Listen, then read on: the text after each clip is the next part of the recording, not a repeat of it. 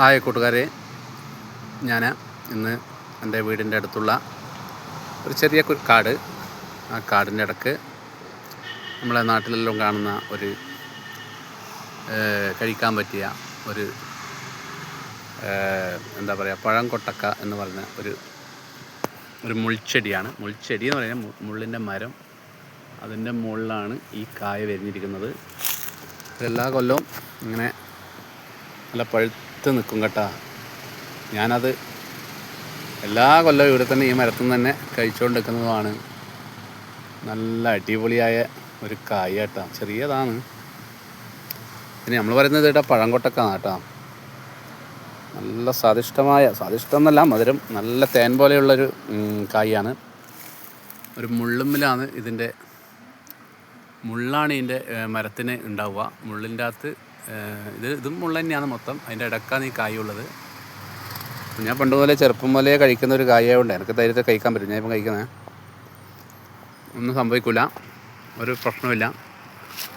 അതിന് എനിക്ക് നല്ല വിശ്വാസമുണ്ട് ഈ കായയെ പറ്റി. ഞാൻ ചെറുപ്പം പോലെ കഴിക്കുന്നുണ്ട്. അപ്പോൾ നിങ്ങൾക്കൊന്ന് കാണിച്ചു തരാൻ വെച്ചു. ഇതാണ് സാധനം കേട്ടോ. ഇത് ഇങ്ങോട്ടാണ് കൂടുതൽ കാണുന്നത്, കണ്ണൂർ. ഇത് എല്ലാ ഭാഗത്തും ഉണ്ടോ എന്ന് എനിക്കറിയില്ല. ഞാനിപ്പം ധൈര്യത്തിൽ കഴിക്കും. ഇതെല്ലാം ഉണ്ട് ഇവിടെ, ഒരുപാടുണ്ട്. നല്ല മധുരം കേട്ടോ. ഇതിൻ്റെ വേറൊരു സാധനമുണ്ട്, ഇതേപോലെ തന്നെ കാട്ടിലുണ്ടാകുന്നത്. ഇതെല്ലാം ഫുൾ കാടാണ് കേട്ടോ. കാടിൻ്റെ ഇടയ്ക്ക് ഇത് ഉണ്ടായത്. അധികം എന്താ കാട്ടിലേ ഉണ്ടാവുള്ളൂ. ഇതിൻ്റെ മുള്ളാണ് ഇതിൻ്റെ മെയിൻ. ഇതാ മുള്ളകളാണ്. അപ്പോൾ മറ്റ് ഇഴജന്തുക്കളൊന്നും ഇതിൻ്റെ മേലെ കയറില്ല. അതുകൊണ്ട് ഈ കായ നമുക്ക് ധൈര്യമായി വിശ്വസിച്ച് കഴിക്കാം. പക്ഷികളും വന്നിരിക്കൽ കുറവായിരിക്കും. എന്ന് വെച്ചാൽ ഇത് മുള്ളെല്ലാം ഉള്ളതുകൊണ്ട് വരുന്നുണ്ടാവും, എന്നാലും കുറവായിരിക്കും. ഇത് ഇനി പഴുക്കേണ്ട കായ കേട്ടോ. ഞാനിപ്പം കഴിച്ചുകൊണ്ടിരിക്കുന്നു.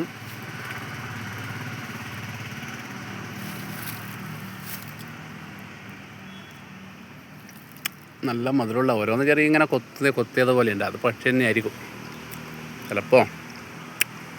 ഉണ്ടോ നന്നായിട്ട് രസം എന്നറിയോ. അത് കഴിച്ചിട്ട് തന്നെ അറിയണം. ഞാൻ പറഞ്ഞുകൊണ്ട് കാര്യമില്ല. അടിപൊളിയാണ്.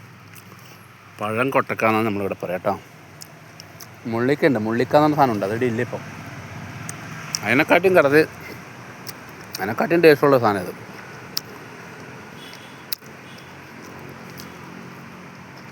ഇതെല്ലാം ഒന്ന് കഴിക്കേണ്ടത്. ഇത് ഇപ്പോഴത്തെ ആരും കണ്ടാൽ മെയിൻ ചെയ്യില്ല, പിള്ളം മറന്നു. നമ്മളെ ചെറുപ്പകാലത്ത് തന്നെയായിരുന്നു വർഷമുകൊണ്ട് കഴിക്കൽ. ഇത് മുള്ളിക്ക കാട്ടിലേക്ക് പോവും, ഇത് കണ്ടാൽ വിടൂല. എന്നിട്ട് ടേസ്റ്റ് ഇപ്പം ഞാൻ വർണ്ണിക്കാൻ കഴിയില്ല, അത്രയൊരു രുചിയാണ്. ഞാൻ കൂടെ പറയേണ്ടതെന്ന് എനിക്കറിയില്ല.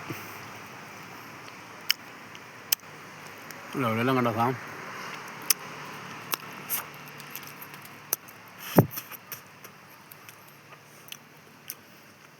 അപ്പോൾ ഇങ്ങനത്തെ സാധനം കഴിക്കാട്ടോ ധൈര്യമായിട്ട്. ഒന്നും സംഭവിക്കില്ല. പേടിയിലുള്ളവരൊക്കെ പഠിക്കാണ്ട് കഴിക്കാം.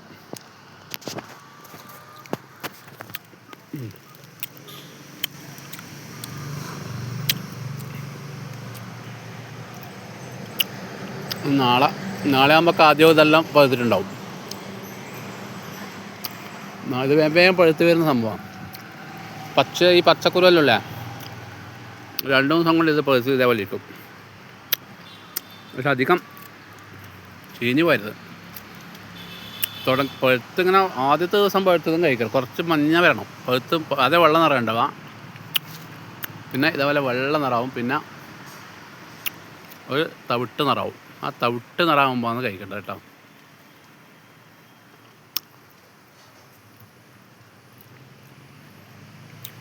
ഓക്കെ.